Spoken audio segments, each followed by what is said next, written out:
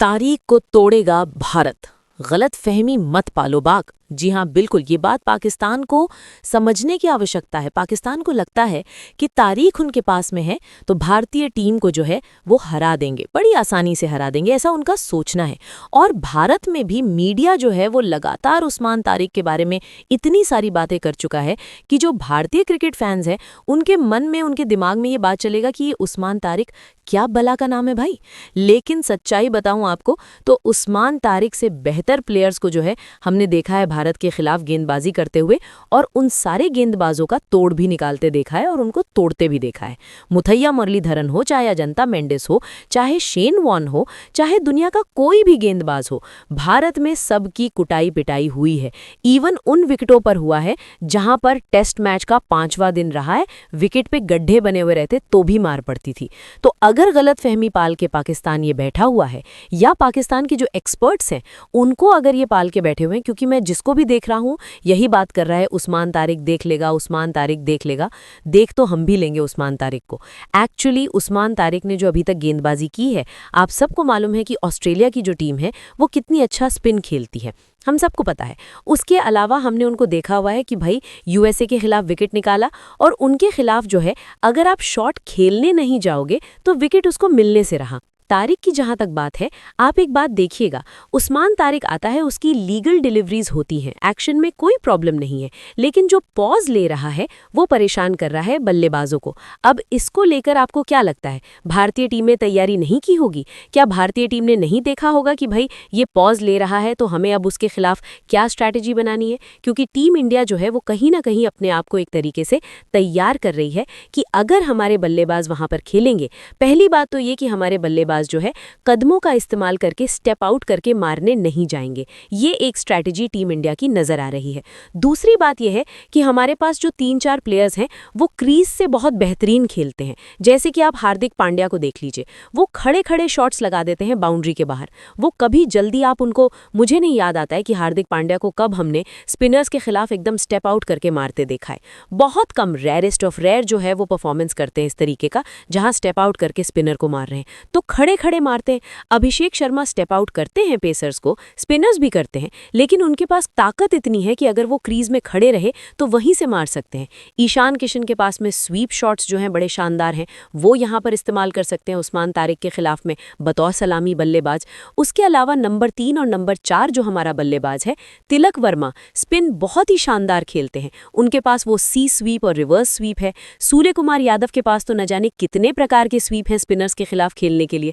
तो अगर आप देखेंगे कि उस्मान तारिक ने जो गेंदबाजी अभी तक की है दुनिया भर में, वो अलग अलग टीमों के खिलाफ की है, या तो उनको स्पिन खेलने आता नहीं है, विदेशी प्लेयर्स हैं, या फिर उनको वो शॉट्स खेलने नहीं आते जो शॉट्स इनके पास में है। और कोलंबो के मैदान पर हमें पता है कि बाउंड्री बड़ी है, स्क्वायर्स भी यहाँ पर बड़े हैं।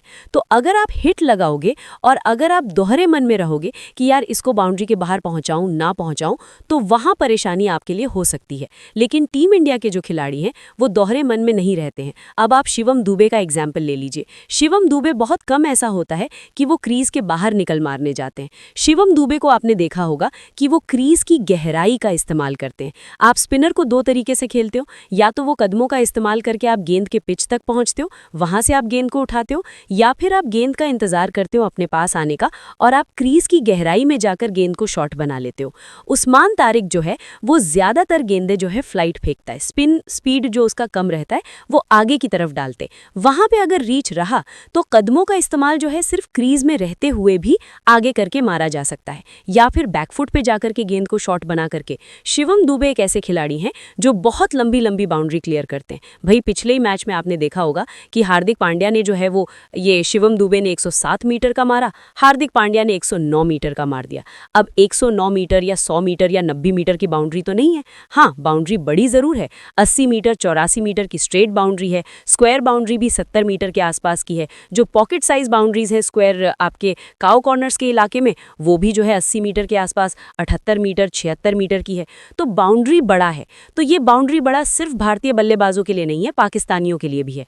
तो अगर पाकिस्तानियों को इस बात का इल्म है और ये उनको लगता है कि हमारे उस्मान तारिक जो है बहुत कमाल कर देंगे, तो टीम इंडिया की स्ट्रैटेजी साफ रहेगी। भारत ने इसके बाकी स्पिनर्स को पहले भी खेला हुआ है, ये एक नया लड़का है जो गेंदबाजी कर करने के लिए आया है और इस गेंदबाज के पास में क्वालिटी जो है वो ये है वेरिएशन से ज़्यादा कि ये आके रुक जाता है, ऐसे बॉल करके रुक जाएगा, फिर बॉल डालेगा। यानी वो आपका ट्रिगर्ड मोमेंट ऑब्जर्व करना चाहता है, देखना चाहता है कि आप करने क्या वाले हो।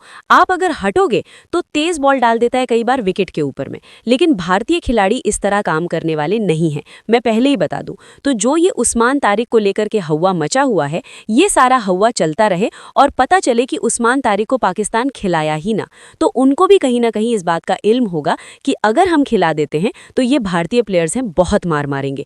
और मुझे उस्मान तारिक की बॉलिंग में, मेरा ये पर्सनल अपना निजी राय है, मेरा पर्सनल ओपिनियन है, उस्मान तारिक मुझे कोई थ्रेट करने वाला बॉलर लगता ही नहीं है।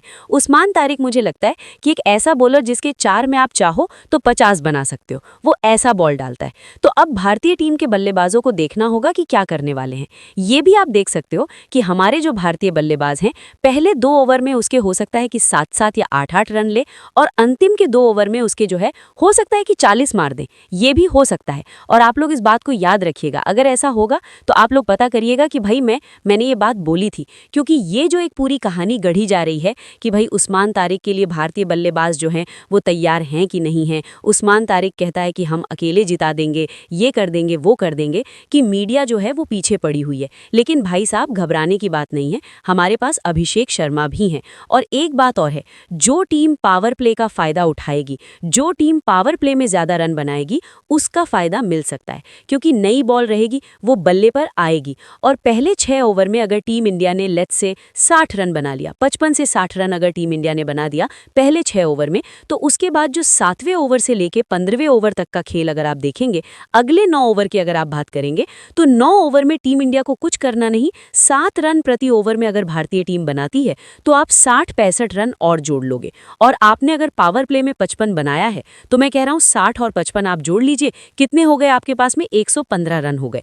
अब अगर आप 15 ओवर की समाप्ति पर 115 रन पर आप हैं और आपके विकेट सिर्फ 1 या 2 गिरा हुआ है, या 2 या 3 गिरा हुआ है मान लीजिए, और आपके पास फिर भी 5 बल्लेबाज आने हैं ना, तो औसतन हर ओवर में भी अगर 1 विकेट जाता है तो भी आपके 5 बल्लेबाज ऐसे हैं जो कि 5वें अंतिम का 5 ओवर खेलेंगे। तो आपके पास पूरा मौका होगा कि अंतिम के 5 ओवर में आप 60 रन या 70 रन जोड़ सको, क्योंकि फिर तब तक आप बाकी गेंदबाजों को देख चुके होंगे। और इस पाकिस्तान की हिम्मत नहीं होगी कि उस्मान तारिक को लेकर 17वां 18वां ओवर भारत खिला पाए बॉलिंग करवाने, फिर वहां पर कुटाई होगी। वहां पर आपके पास में ऐसे ऐसे प्लेयर हैं जो गेंद को बाउंड्री टपाने के बारे में नहीं सोचते हैं, वो मैदान टपाने के बारे में सोचते हैं। तो वो पावर हिटिंग जो है हमारे पास में है डेथ ओवर्स के अंदर में।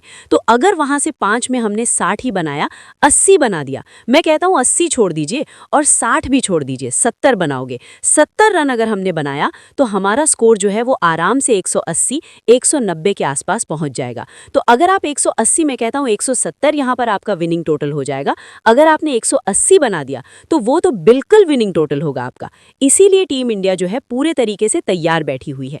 उस्मान तारिक को लेकर के जो हवा मचाया जा रहा है, उस्मान तारिक को लेकर जो बातें की जा रही हैं, कोई थ्रेट मेरी नज़र में भारत के लिए नहीं है। हमारी टीम तैयार है और आप देखिएगा पाकिस्तान के खिलाफ हम फिर से जीतेंगे और इस बार 8-0 यानी 8-0 जो है होने जा रहा है और पाकिस्तानियों के मुंह पे तमाचा लगने वाला है।